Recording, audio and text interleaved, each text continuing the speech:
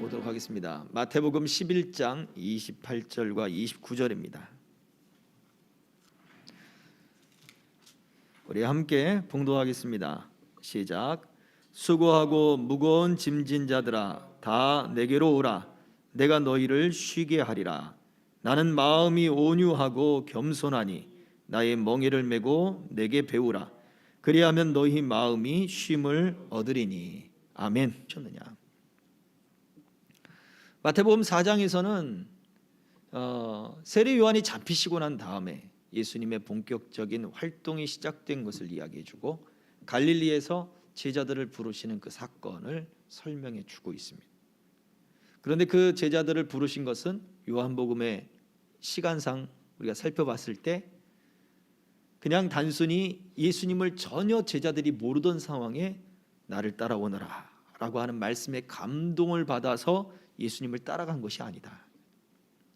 또 예수님이 배를 띄워서 그리고 그 배 위에서 예수님이 정말 은혜로운 설교를 하셨기 때문에 그 설교의 말씀을 듣고 그리고 깊은 데 가서 그물을 던져라. 아니 지금은 그물을 던질 때가 아닌데 물고기가 잡힐 때가 아닌데요. 그 모든 걸 다 내려놓고 그물을 던져서 정말 많은 물고기를 얻어서 이런 기적을 베푸시다니, 이런 기적을 베푸는 사람이 나를 따라오라고 하니 내가 주님을 따르겠습니다 라고 해서 따른 것도 아니라는 사실을 말씀드렸습니다. 물론 그랬을 수도 있지만 더 우리가 깊이 생각해 봐야 될 문제는 예수님은 계속해서 제자들에게 사실은 찾아와 주셨다는 것을 기억해야 된다는 거예요. 세례 요한에게 예수님이 세례를 받으실 때부터, 광야에서 시험 받으시고 세례 요한의 세례를 받을 때부터 안드레, 베드로, 요한, 야고보를 예수님 만나셨고 그들과 함께 동행해서 가나로 가셔서 가나에서 혼인잔치에 물을 포도주로 바꾸는 사건, 그리고 다시 유월절이 있어서 유월절로 다시 내려와서 거기서 유월절을 보내고 성전을 뒤집어 엎는 모습을 제자들이 다 보고, 그리고 거기서 말씀을 전하고 율법을 전하고, 그리고 나서 이제 사마리아 성으로 가셔서 수가성에서 그 여인에게 복음을 전하는 모습을 보고 그 예수님이 제자들과 함께 오는 이야기가 쭉 기록되어 있잖아요. 그리고는 다시 가버나움에 도착하신 거죠. 갈릴리에, 베드로의 사는 동네에. 그런데 베드로는 여전히 이제 예수님과 함께 예루살렘에도 갔다 왔고 유월절 절기도 지켰고, 그러니까 자기는 자기의 생업 본업에 충실한 거죠. 자, 우리가 예배를 드리고 또 우리가 주를 섬긴다고 해서 교회에서 갖고 있는 직분들, 봉사 이런 것들을 다 하고 난 다음에 또 우리는 또 우리의 세상으로 돌아가서 우리의 삶을 삽니다. 열심히 살아요. 열심히 애쓰고 열심히 수고하시는 거 맞아요. 그런데 예수님은 그러한 제자들을 계속해서 찾아와 주셨다는 걸 기억하셔야 돼요. 예수님은 계속해서 찾아와 주셨고 그리고 계속해서 그들을 만나 주셨어요. 그들에게 기적을 베풀어 줬고 또 그들을 위로해 줬고 그들을 즐겁게 해줬고 그들에게 소망이 있게 해줬단 말이에요.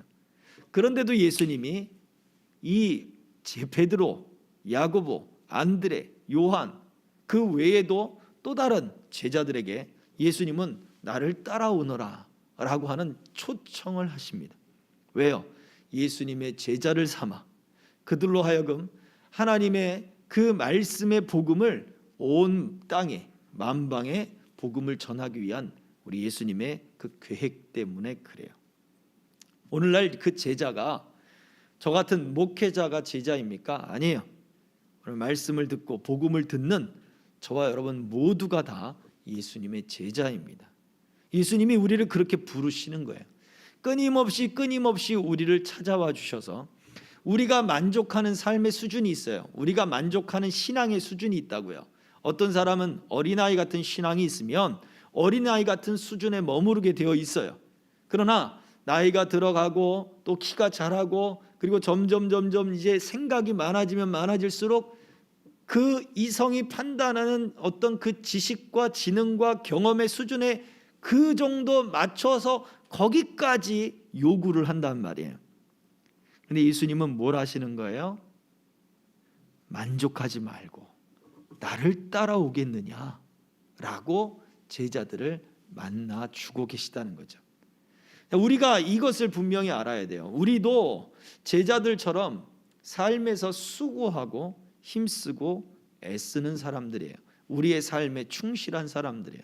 학생들은 지금 열심히 또 공부하고 있죠. 고시를 준비하는 사람들은 지금 정말 많은 시간들을 투자하고 엉덩이가 아파해 가면서 더 이상 앉을 수 없는 그러한 상태까지 이르러서 서서 공부하는 사람도 있는데, 그렇게 자신을 투자하고 몸을 투자하고 열정과 에너지를 투자하면서 내가 주님을 기쁘시게 하겠다, 그렇게 하고 있단 말이에요, 지금도. 그런데 그렇게 수고하고 애쓰는 이들에게 주님은 찾아오셨어요. 그리고서는 더 많은 것을 요구하는 것이 아니라 주님은 뭘 요구해요? 나와 함께 동행하겠느냐를 묻고 계시는 거예요.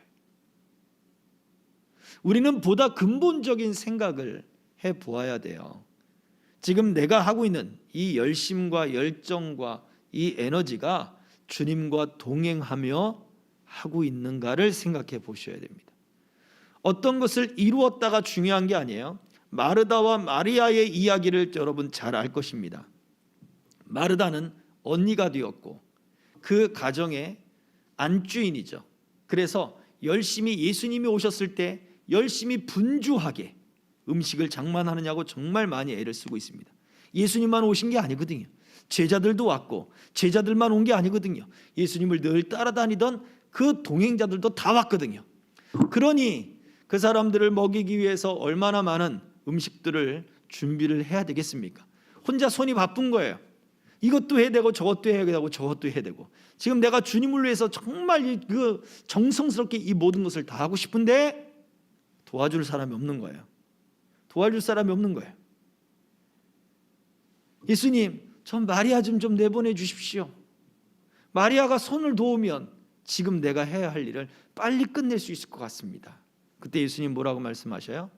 한 가지만이라도 족하다. 예수님이 지금 원하시는 것은 동행이지, 우리의 어떠한 일들에 있어서 그 완벽, 내가 이런 완벽한 것을 다 하면 주님이 기뻐하실 거야, 하나님이 기뻐하실 거야 라고 하는 어떤 그런 강박관념이나 분주함은 아니란 얘기예요. 우리가 내 중심의 삶을 살 때 우리는 수고하는 삶을 살 수밖에 없어요.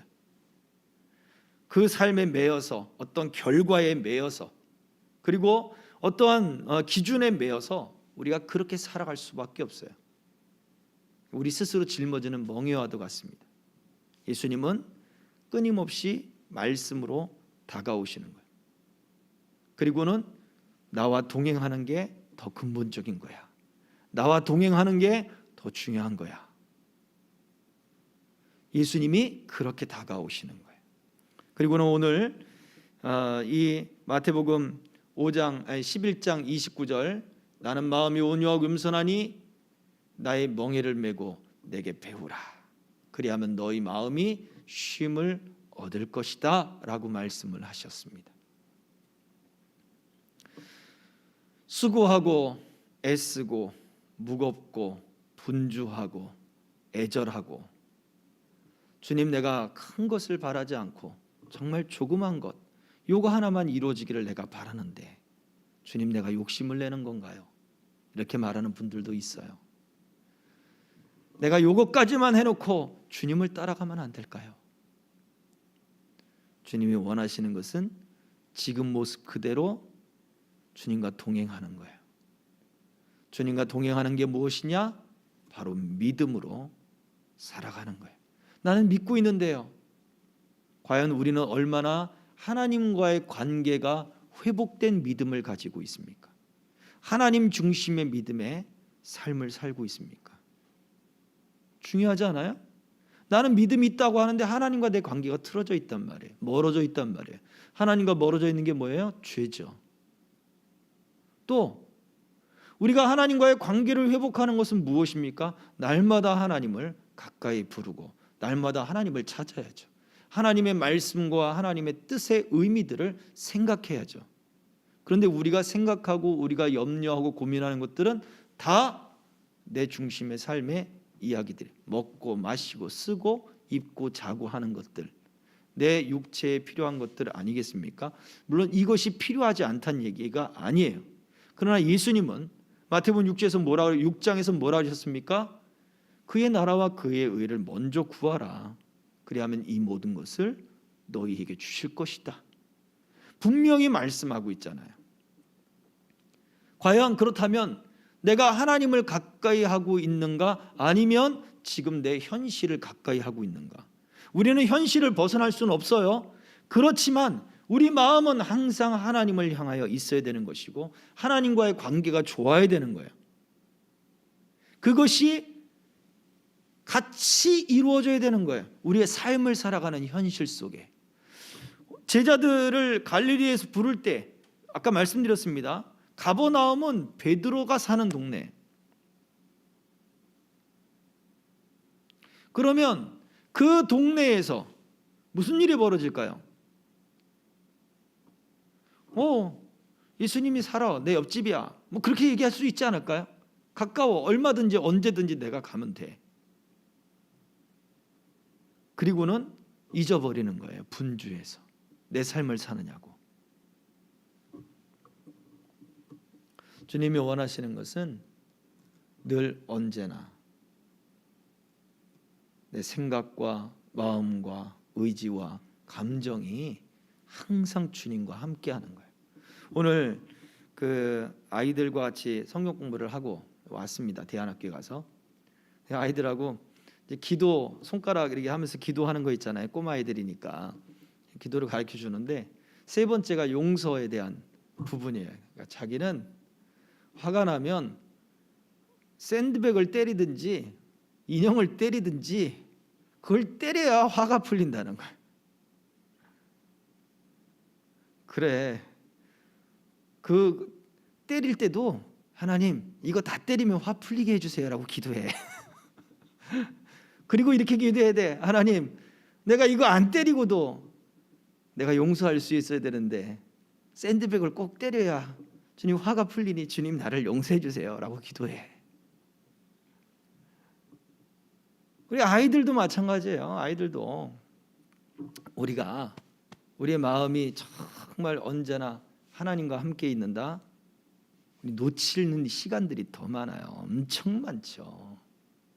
주님은 우리에게 더 주님과 그 마음을 쓰고 생각을 쓰고 또 에너지를 쓰고 내가 무언가를 이루기보다 주님과 동행하고 있는가를 더 원하신다는 거예요. 자, 그걸 또 어떻게 아느냐?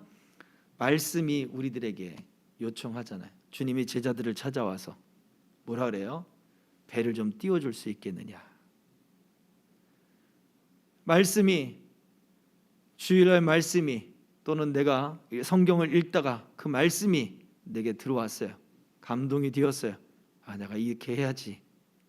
과연 그렇게 해야지 해놓고 여러분 실천합니까? 그대로. 감동이 안 오면 감동이 오도록 기도해야죠. 하나님 내가 요즘 말씀에 감동이 없습니다. 목사님이 문제인지 내가 문제인지 주님 고쳐주십시오. 기도해야 될 거 아니에요. 그래야 말씀이 살아서 내 안에 양식이 되고 은혜가 되고 그 말씀이 내게 감동이 올 때 그대로 내가 이따 우리가 또 얘기하겠습니다만 밤새도록 수고한 그 사람들은 가서 쉬어야 되는데 그걸 포기하고 말씀에 순종하는 자세가 나오는 거예요. 그럴 때 우리는 진짜 하나님과 동행한다라고 우리 자신이 그걸 증거로 삼을 수가 있는 것입니다. 가장 무엇보다 수고하는 사람들에게 주님은 찾아오시는 거예요. 계속해서 나를 주님이 찾고 계신 거예요. 나를 부르고 계신 거예요. 내가 못 듣고 있을 뿐이지. 하나님 내가 이렇게 외로운데 하나님 어디 계십니까? 아니에요. 주님은 계속 우리를 부르시는 거예요. 우리를 찾고 계시는 거예요. 계속해서 말씀하시는 거예요. 그 말씀을 듣고 주님께 나아가야 됩니다. 그래서 더 주님과 온전히 동행하는 삶이 저와 여러분들 삶 속에 있어지기를 주의 이름으로 축복합니다. 진정한 평안과 쉼이 여러분의 수고의 애씀 속에 나타나기를 주의 이름으로 축복합니다. 자, 말씀 우리 주일날 말씀들 한번 살펴보도록 하겠습니다. 자, 첫 번째 질문입니다. 예수님은 갈릴리에서 자신들의 삶을 충실히 살고 있는 제자들에게 다가오셨습니다. 그리고는 정식으로 제자로 부르셨습니다. 이것은 우리에게 어떤 의미가 있을까요? 자, 넘겨주세요. 같이 읽습니다. 시작. 예수님께서는 현재의 모습에 만족하지 않고 동행하기를 초대하신다는 것입니다. 자, 그래서 의무자입니까? 동행자입니까? 예배를 드리는 사람들이, 여러분들이 또 제가 의무로 예배를 드립니까? 아니면 하나님과 동행하기 때문에 예배를 드립니까? 봉사하시는 여러분들이요, 봉사하는 것 직분을 맡았기 때문에 하십니까? 아니면 하나님과 동행하는 그러한 삶을 내가 즐겁게 내가 섬기고 있습니다라고 내가 그렇게 동행하고 있습니까? 교회를 나오시는 그 발걸음이 여러분들 의무적으로 나오십니까? 아니면 우리 주님과 동행하기 때문에 너무 기뻐서 내 발이 그냥 보이지 않을 정도로 막 공중에 떠 있듯이 그런 가벼운 발걸음으로 여러분들 교회를 나오고 계십니까? 참 감사하게도 아직 우리 교회는 주일학교가 아직 없습니다. 근데 감사한 것은 주일학교가 없어서 감사한 게 아니고요. 그러다 보니까 하나님이 대안학교를 보내시는데 어서 주일학교를 지금 하게 하시는 거예요. 일주일에 한 번 아이들하고 예배하고 또 성경을 보는데 갈 때마다 아이들이 반응이 다릅니다. 요즘 들어는 제가 나타나면 아이들이 막 달려들어가지고 매달립니다. 내가 너무 쉬운 남자가 된 건지 막 매달려요. 그래가지고 양쪽 팔에 조롱조롱해야지 매달려 있어요. 걷지를 못할 정도로. 그런데 그 아이들이 제가 뭐 좀 쉬운 남자가 되면 좀 어떻습니까? 중요한 게 예배가 재미있다 그러는 거예요. 제가 볼 땐 예배 시간에 조금 조는 아이들도 있거든요. 그런데 예배가 기다려진대요. 예배가 재미있대요. 보면 목사님 오늘은 뭐 하실 거예요? 그게 먼저 질문이에요. 성경 공부 시간에 뭐 하실 거예요? 그게 질문이에요. 그리고 그것만 기다리는 거예요. 그러니 제가 좋은 게 아니라 같이 예배하는 게 좋고 성경 공부하는 게 즐겁고, 그게 자기들만이 아니라 부모님들 또 할머니 할아버지한테 소문이 나 있는 거예요. 제가 잘했다는 게 아니에요. 그 아이들의 마음이 하나님께 예배하겠다, 내가 학교에 가서 또 성경 공부를 하겠다라고 하는 그 마음에 굉장한 즐거움과 기쁨과 기대감과 소망이 그 아이들 수준에서는 있는 거예요. 그게 바로 하나님과 동행한다, 어떤 학교와 동행한다, 또 나와 이 목회자, 말씀을 전하는 이 목회자와 동행한다, 동행이라고 하는 그러한 기쁨과 즐거움의 모습이란 말이에요. 근데 의무가 될 경우에는 안 그래요. 그냥 해야 되니까 오늘 또 해야 돼. 벌써 일주일이 되었어요. 벌써 또 예배드려요. 이렇게 나오면 의무가 되는 거죠. 여러분들은 의무자입니까? 동행자이십니까? 자, 다음입니다. 찾아오신 예수님을 위해 베드로 일행들은 무엇을 했습니까? 자, 같이 읽습니다. 시작. 자신들의 배를 띄우길 원하시는 요청에 순종하여 배를 띄우고 말씀을 들었습니다. 네, 밤이 맞도록 수고한 사람들이죠. 그러다 보면 밤새 그물을 던지고 끌어올리고, 그물을 던지고 끌어올리고, 그걸 여러 번 작업을 했으니 오죽 힘들겠습니까? 이제는 그물을 씻고 빨리 가서 자야 되는 거예요. 그런데 예수님이 딱 그 타이밍에 오셔서, 성경에는 그들은 배에서 내려서 그물을 싣고 있는데 예수님은 배에 올라가셨죠. 그리고는 배를 띄워줄 수 있겠느냐, 이미 올라가셔놓고 배를 띄워줄 수 있겠냐라고 하는. 옛날에 우리 야쿠르트 파시는 아주머니들, 야쿠르트 얼마예요? 그러면 빨대를 딱 꼽아가지고 100원. 빨대 꼽았으니 안 사 먹을 수가 없잖아요. 빨대부터 딱 꽂고 주시고, 영업의 기술. 그것처럼 예수님이 배에 오르시고 난 다음에 배를 좀 띄워줄 수 있겠느냐? 어때요? 예수님 빨리 내리세요. 빨리 내리세요. 지금 그럴 시간이 아니에요. 자야 된다니까요. 빨리 내려오세요. 이럴 수가 있나요? 없죠. 예수님 말씀이 훅 우리에게 다가올 때도 그래요. 너 말씀이 성령께서 내가 오늘 너에게 감동을 줄 텐데 감동이면 문 좀 열어주겠니? 그렇게 다가오십니까? 아니란 말이에요. 훅 들어오는 거예요. 그때 어떻게 반응했냐 이거죠. 피곤함을 무릅쓰고 그들은 배를 띄우고 그리고 예수님의 그 뒤편에 앉아서 예수님의 말씀을 들었습니다. 다음입니다. 이게 중요한 이유를 묻고 있죠. 이 사실이 왜 중요할까요? 오늘날 우리들에게도 중요합니다. 자, 갈 수 있습니다. 시작. 예수님의 오심은 그들의 하루 흐름을 깨버리는 것이었지만 찾아오신 주님의 말씀에 순종하고 경청하는 것이 믿음의 능력입니다. 잘 보세요. 하루의 흐름을 깨는 거예요. 내 삶의 흐름을 깨는 거예요. 그 흐름을 깨고 들어오는 말씀에 어떻게 해야 돼요? 순종하는 게 믿음의 능력이 되는 거예요. 성경 계속 지금 읽어 나가고 있습니다. 요즘 들어 성경을 읽으시는 숫자가 좀 줄어들었어요. 안 읽으시는 것 같아요. 저는 매일 읽어서 성경을 올리고 있습니다. 읽으셔야 돼요. 말씀을 읽어야 말씀이 들리는 거예요. 감동이 안 오는데요. 그래도 읽으세요. 그러면 성령께서 어느 순간 그 말씀이 감동이 되게 하고 깨닫게 하고 그 말씀이 힘이 되게 합니다. 우리가 지금은 올해는 쉬운 성경으로 지금 읽고 있거든요. 내년에는 요번에 이거 다 끝나고 나면 어린이 성경을 한번 읽어볼까 생각합니다. 지금 현재 개역 성경, 개정 성경, 그 다음에 메시지 성경은 거의 3분의 정도 읽었었고요. 3분의 2 정도. 그 다음에 지금 쉬운 성경, 바른 성경 좀 이렇게 지금 읽고 있네요. 다음에는 어린이 성경을 완전히 구현으로 해서 어린이 독자들이 어린이들이 들을 수 있는. 근데 그게요, 이게 성경마다 번역이 조금씩 차이가 있잖아요. 말을 쓰는 데 있어서 쉬운 말들, 그 다음에 그 원어를 가지고 그것을 좀 더 쉽게 풀어 쓰는 그러한 말들이 있거든요. 그러면 우리가 늘상 보고 있던 이 개정 성경, 지금 우리가 개정 개역 성경 쓰고 있죠. 이 개정 성경에서 보는 어떤 뉘앙스와 좀 다른 것이 있어요. 쉽게 이해되는 것이 있습니다. 지금 우리가 읽어나가는 시편에서도 마찬가지예요.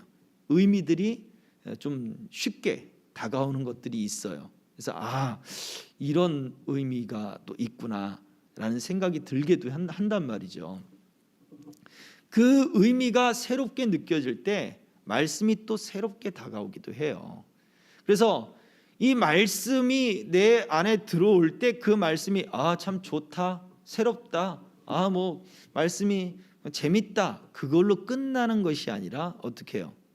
그런데 나는 지금 잠시 놔두고 나는 지금 내 삶을 빨리 살아야 돼요. 난 지금 빨리 일하러 가야 돼요. 난 지금 빨리 뭐 하러 가야 돼요. 공부하러 가야 돼요. 그게 중요한 게 아니라 말씀을 그대로 듣고 따르고 그 말씀의 요청에 순종하는 것. 내 피곤을 내려놓고 내 경험을 내려놓고 말씀을 따르게 되는 것. 여기에서 믿음의 능력이 나오게 된다는 거예요. 그래서 순종하라고 하는 것은 단순히 사람들을 통제하기 위해서 하는 말이 아니에요. 우리 하나님을 향한 그 믿음의 능력은 결국 그 말씀, 내 흐름을 깨고 내려놓아야 될 그 능력에, 그 믿음의 능력이 생기려면 말씀을 듣고 순종하는 것입니다. 그래서 중요한 거예요. 자, 다음입니다. 사람들은 자신들의 삶의 흐름과 패턴, 습관 등이 지켜지는 것을 편안해합니다. 대부분의 사람이 그렇습니다. 변화를 싫어합니다. 한 75%, 70%의 사람들이 다 이런 성향을 가지고 있다고 해요. 그래서 자신의 어떠한 그 삶의 변화가 이미 세팅된 모든 것에서 변화가 일어나는 걸 싫어해요. 그거 건드리면 안 되는 거예요. 건드렸어도 원래대로 다시 복구를 시켜놔야 되는 거예요. 그래야 편안해져요. 이것이 안정된 삶이라고 여깁니다. 자, 여기서 우리가 배울 수 있는 하나님과의 동행은 무엇입니까? 우리가 생각하는 안정된 삶하고 변화를 싫어하는 어떤 그런 성향들, 근데 오늘 본문의 말씀이 우리들에게 요구하고 있는 하나님의 동행이 무엇이냐? 자, 읽어봅니다. 시작. 말씀 중심의 삶의 흐름, 습관을 기르는 훈련을 해야 합니다. 이것은 불편한 것이 아니라 진정한 쉼을 얻을 수 있습니다.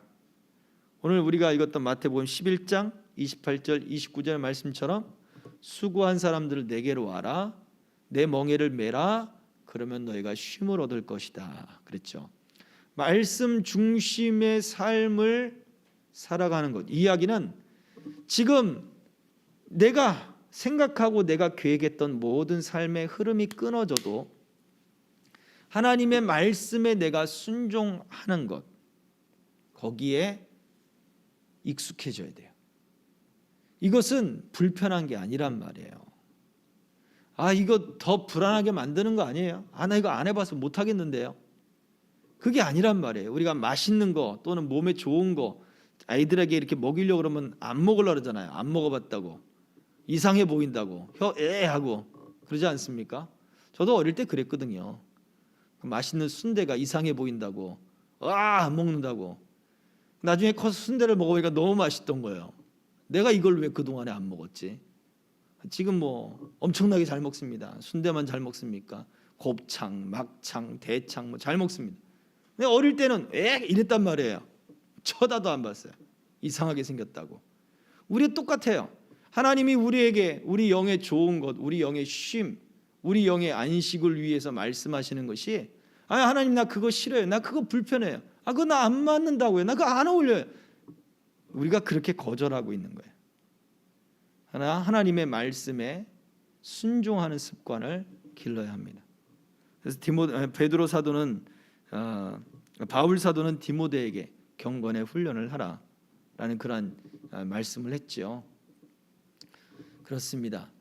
진정한 쉼을 얻는 것은 하나님의 말씀에 삶을 내 삶 속에 흐름으로 가져오는 거예요. 자, 다음입니다. 말씀이에요. 같이 읽습니다. 시작. 나는 마음이 온유하고 겸손하니 나의 멍에를 메고 내게 배우라. 그리하면 너희 마음이 쉼을 얻으리니. 예수님의 멍에를 메고 배우라 그랬어요.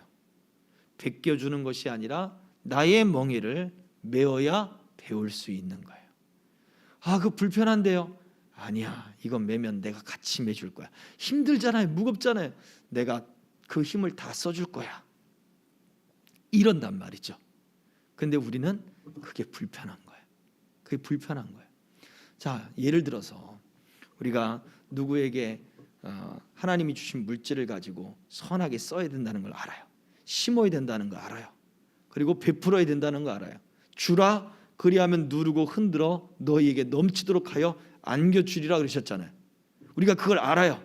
근데 정말 내 수중에 꼭 필요한 돈이 이것밖에 없는데 그걸 내놓으라 그러는 거예요.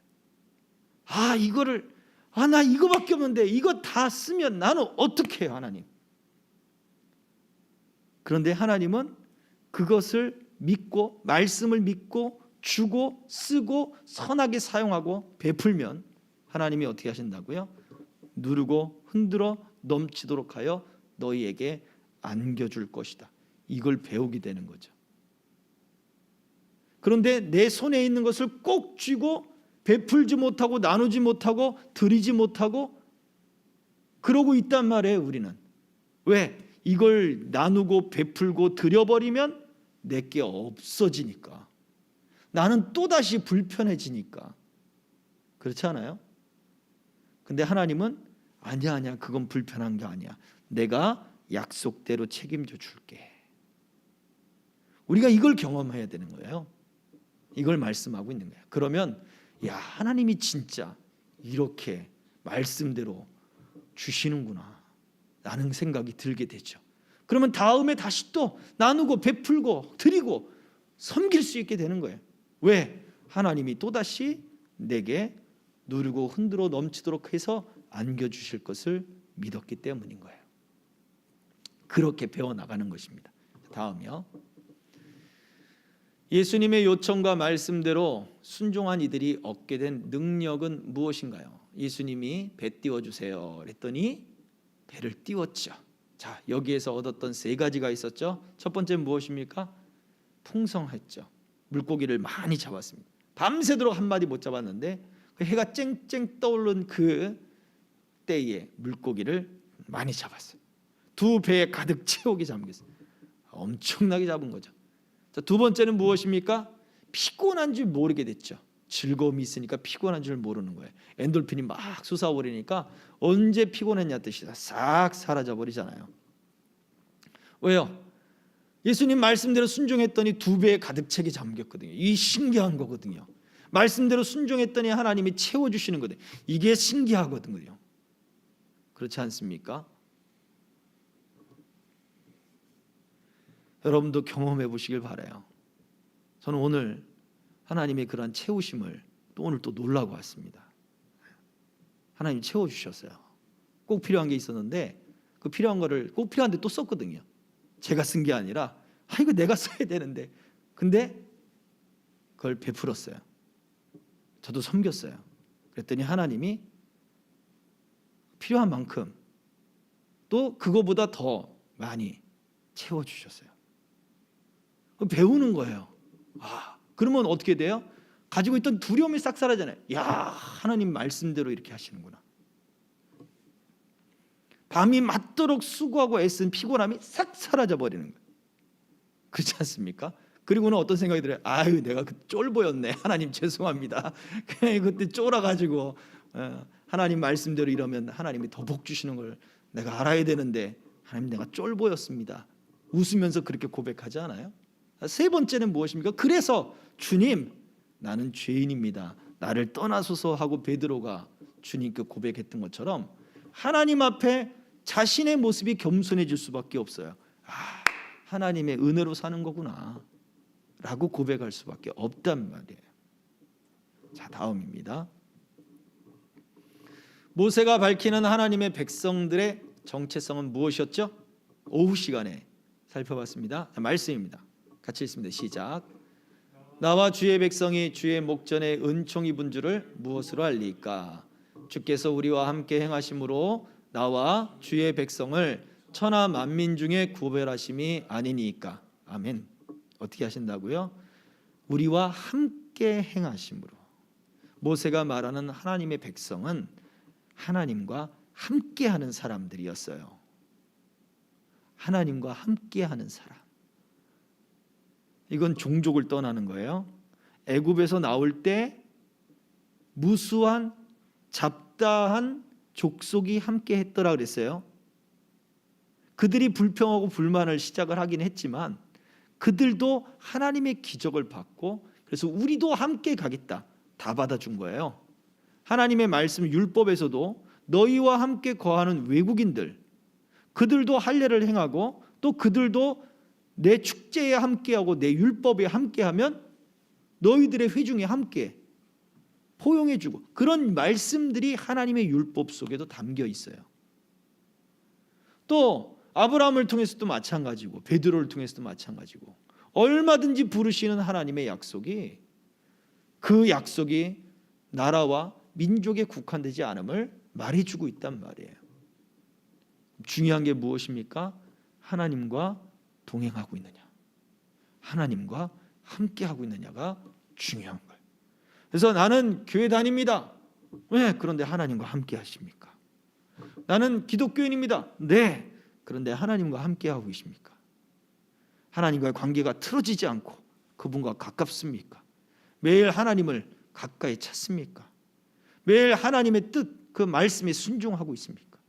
매일 하나님께 자기의 죄를 고백하며 하나님께 기도하며 그렇게 살고 있습니까? 이런 질문들을 던져볼 수가 있는 거죠. 자, 다음입니다. 하나님의 백성으로서 하나님을 기쁘게 하는 일이 무엇인가요?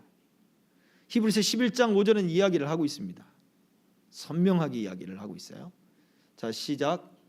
믿음으로 에녹은 죽음을 보지 않고 옮겨졌으니 하나님이 그를 옮기심으로 다시 보이지 아니하였느니라. 그는 옮겨지기 전에 하나님을 기쁘시게 하는 자라 하는 증거를 받았느니라. 옮겨지기 전에, 그가 하늘로 올려지기 전에 하나님을 기쁘시게 하는 자가 됐어요. 자, 다음입니다. 하나님을 기쁘시게 한다는 게 뭘까요? 라는 거죠. 사실 우리는 하나님을 기쁘시게 할 만한 삶을 살고 있지 않습니다. 또 하나님을 완벽하게 기쁘시게 할 수 없습니다. 그러면 에녹이랑 우리랑 차이가 있습니까? 에녹도 사람, 우리도 사람, 똑같은 사람이에요. 근데 무엇이 이 차이를 만들어냅니까? 라고 할 때 답을 보여주세요. 같이 읽겠습니다. 시작. 오직 믿음으로써 가능한 것입니다. 믿음이 가능하게 합니다. 그래서 믿음 있는 사람은 하나님과 동행하는 사람이에요. 하나님과 동행하는 사람은 하나님을 가까이 하는 사람이에요. 하나님을 가까이 하는 사람은 하나님과의 관계가 밀접한 사람이에요. 하나님과 밀접한 사람은 하나님 앞에 자기 자신을 겸손하게 내어놓고 자기 자신을 솔직하게 내어놓고 그렇게 날마다 하나님의 은혜를 구하게 되어 있습니다. 그래서 성경, 자, 히브리서 말씀입니다. 마지막 말씀 11장 6절 다 함께 읽습니다. 시작. 믿음이 없이는 하나님을 기쁘시게 하지 못하나니. 아멘. 이러한 믿음이 없으면 하나님을 기쁘시게 할 수 없습니다. 그래서 하나님과 동행하는 믿음 가지시기 바랍니다. 의무자가 되지 마세요. 동행자가 되세요. 예수님은 제자들을 의무로 부르지 않으셨어요. 동행자를 만들기 위해서 계속해서 다가오셨어요. 그들이 수고하고 애쓸 때 다가오셨어요. 우리도 수고하고 애쓰며 살고 있어요, 지금. 근데 예수님은 우리가 동행하는 자가 되길 원하세요. 계속해서 말씀하시고 계속해서 부르시는 거예요. 예수님의 그 말씀을 듣고 여러분, 우리의 마음을 그분의 말씀께 순종하며 그분께 가까이 가고 그분과 친밀해지고 하는 그러한 삶들을 만들어 가실 수 있기를 주의 이름으로 축복합니다. 아멘. 기도하겠습니다. 우리 찬양하고 기도할게요. 내게 허락하신 시련을 통해 나의 믿음 강해져가고 또 자라나고 이러한 고백을 찬양을 통해 하겠습니다.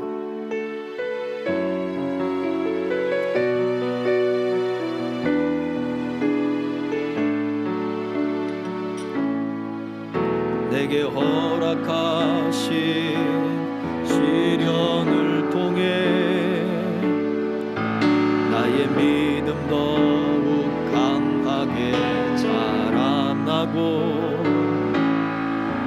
험한 산과 골짜기 지나는 동안 주께 더 가까이 나를 이끄시네.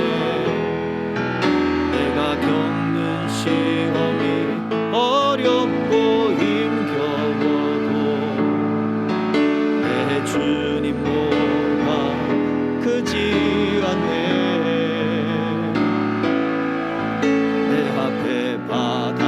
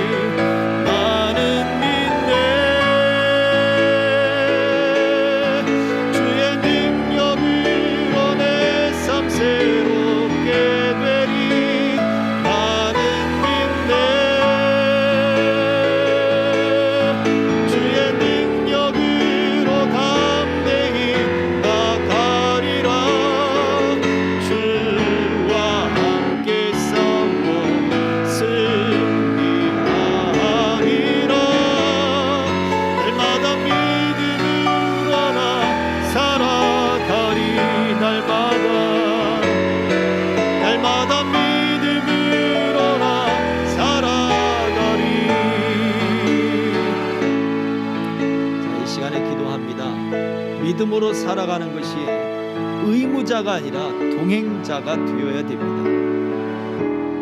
여러분, 우리가 지금 믿음을 어떻게 살아가고 있습니까? 여러분, 의무자입니까?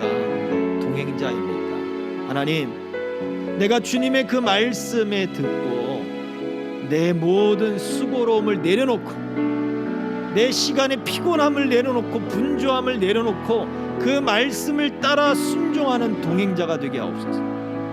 동행자는 기뻐진다 그랬어요. 동행자에게는 풍성함이 있어요. 동행자에게는 즐거움이 넘쳐요. 하나님 앞에 겸손해져요. 하나님, 내가 그러한 믿음의 동행자가 되게 하여 주옵소서. 나의 믿음을 새롭게 하여 주시옵소서. 이 시간 우리 같이 기도하겠습니다. 할렐루야. 살아계신 아버지 하나님, 감사합니다. 주여, 주여, 우리에게 딱딱하게 굳어져 버리고 즐거움이 사라져버리고 기쁨이 사라져버리고 하나님, 우리에게 은혜가 사라져버리고 아버지, 우리에게 무거운 짐같이 하나님 그렇게 무겁게 메어지는 하나님, 우리가 그렇게 굳어져버린 의무자가 되어버리진 않았습니까? 주님은 우리에게 동행자가 되자고 말씀하시고 우리를 불러주시고 주의 일꾼 삼아주셨건만 아버지, 우리는 그렇게 동행자의 즐거움을 다 잊어버리고 하나님, 우리에게 딱딱하게 굳어진 아버지 그 마음을 가지고 형식적인 삶을 살아갈 뿐이었습니다. 주여, 우리를 불쌍히 여기시고 주님 우리를 새롭게 하시고 주여, 우리를 고쳐 주시옵소서. 우리의 믿음 없음을 도와주시옵소서. 주여, 우리를 정결케 하시고 깨끗게 하시고 새롭게 하여 주셔서 오직 하나님의 은혜와 은총만이 가득할 수 있도록 주님 역사해 주시옵소서. 주여, 주여, 주여, 긍휼을 베풀어 주시고 은총을 더하여 주시옵소서. 우리가 동행자가 되는 것은 하나님과 정말 가까워지는 것입니다. 하나님을 가까이 하라, 그리하면 너희를 가까이 하시리라. 우리가 이 은혜를 잊지 말고 기도해야 되고 날마다 우리가 믿음으로 하나님과 날마다 가까이 가는 그런 영적 싸움을 싸워야 돼요. 분주함이 우리를 하나님을 향하지 못하게 우리 생각을 빼앗아 버리고 마음을 빼앗아 버리고 하나님, 우리의 환경이 우리의 모든 마음을 빼앗는다 할지라도 나는 주님을 바라보겠습니다. 38년 된 베데스다의 그 연못에서 그 환자가 환경만 바라보다가 예수님이 말씀하셨어요. 38년 만에 네가 낫기를 원하느냐? 보통 사람들은 내가 정말 낫기를 원해요 그렇게 대답을 할 텐데 이 사람은 환경만 보았기 때문에 나를 못에 넣어줄 사람이 없습니다 이렇게 대답해버리고 맙니다. 우리는 어떤 사람입니까?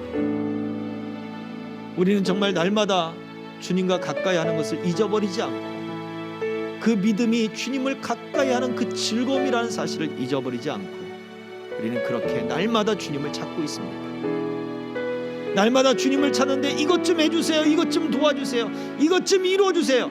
다 그의 중심은 하나님이 아니라 이것이라고 하는 환경이잖아요. 내 욕구고 내 요구잖아요. 그러다 보면 하나님을 잊어버리는 거예요. 하나님, 내가 주님을 가까이 하게 하소서. 하나님을 가까이 하게 하소서. 하나님의 은혜를 가까이 하게 하소서. 환경을 통하여 하나님이 어떻게 일하실 것인지, 이 문제를 통하여 하나님이 어떻게 해나가실 것인지 하나님을 믿고 의지하며 기다리게 하여 주시옵소서. 날마다 하나님의 은혜를 사모하게 하옵소서. 이 시간 우리 믿음을 놓고 다시 한번 주의 삼창하기도 하겠습니다. 주여, 주여, 주여. 아버지 하나님, 우리는 문제를 놓고 하나님 앞에 요구하기만 합니다. 요구하다 보면 어느새 하나님 그것이 채워지지 않고 이루어지지 않는 환경 때문에 그 환경만을 바라보다가 나 좌절하고 절망하고 낙심합니다. 주님, 우리가 온전히 주님만 보게 하여 주옵소서. 주님, 환경을 통해 주님이 어떻게 일하실지, 우리 하나님이 어떤 기적을 베푸실지, 우리 하나님이 어떤 영광을 받으실지, 우리 하나님이 어떤 찬송을 받으실지 하나님을 향하여 집중되게 하시고 하나님을 바라보게 하시고 하나님을 소망할 줄 알게 하시고 말씀대로 하나님이 어떻게 이루어나가실지, 그 말씀이 어떻게 이루어질지에 대하여 하나님 우리가 집중할 수 있도록 우리의 믿음을 더하여 주옵소서. 하나님을 가까이 하면 내게 복이라. 아버지 하나님이란 고백이 하나님 주여 이거 그냥 입술의 고백이 아니오 우리 지식이 아니오 내 삶을 통하여 배울 수 있도록 하나님을 날마다 가까이 하고 날마다 찾을 수 있는 은혜를 더하여 주시옵소서. 우리가 행하는 일들 속에도 주님을 가까이 하게 하시고 아버지 하나님의 생각 속에도 하나님의 말씀과 하나님의 뜻을 소망하며 하나님의 이루실 일들을 주님 그렇게 시선을 돌려 바라볼 수 있도록 하나님이 이끌어 주시옵소서. 주님 주의 말씀으로 허락하여 주시옵소서. 예수 그리스도의 이름으로 기도하옵나이다. 아멘. 하나님, 우리가 의무적으로 신앙생활하다가 즐거움을 잃어버렸습니다. 풍성함을 잃어버렸습니다. 아버지, 하나님 앞에 교만해져 버렸습니다. 동행자가 되게 하옵소서. 풍성함을 얻게 하여 주시고 아버지 하나님, 우리가 하나님을 향한 우리의 모든 경험을 내려놓고 우리의 시간을 내려놓아도 우리의 피곤함이 생긴다 생각이 들어도 모든 것을 내려놨을 때 우리 안에 충만한 즐거움과 기쁨이 생겨나는 아버지 이러한 경험을 하게 하시고 그래서 우리가 하나님 앞에 날마다 겸손하고 말씀 앞에 겸손하여 하나님의 말씀이 명령하셨으면 그 명령대로 이루어질 걸 소망하고 하나님을 바라보고 하나님을 더 가까이 하는 그런 믿음과 삶이 우리에게 있어지게 하여 주시옵소서. 감사를 드리며 예수 그리스도의 이름으로 기도하옵나이다. 아멘. 그러므로 너희는 이렇게 기도하라. 하늘에 계신 우리 아버지여, 이름이 거룩히 여김을 받으시오며 나라 임하옵시며 뜻이 하늘에서 이룬 것 같이 땅에서도 이루어지이다. 오늘날 우리에게 일용할 양식을 주옵시고 우리가 우리에게 죄 지은 자를 사하여 준 것 같이 우리 죄를 사하여 주옵시고 우리를 시험에 들게 하지 마옵시고 다만 악에서 구하옵소서. 대개 나라와 권세와 영광이 아버지께 영원히 있사옵나이다. 아멘.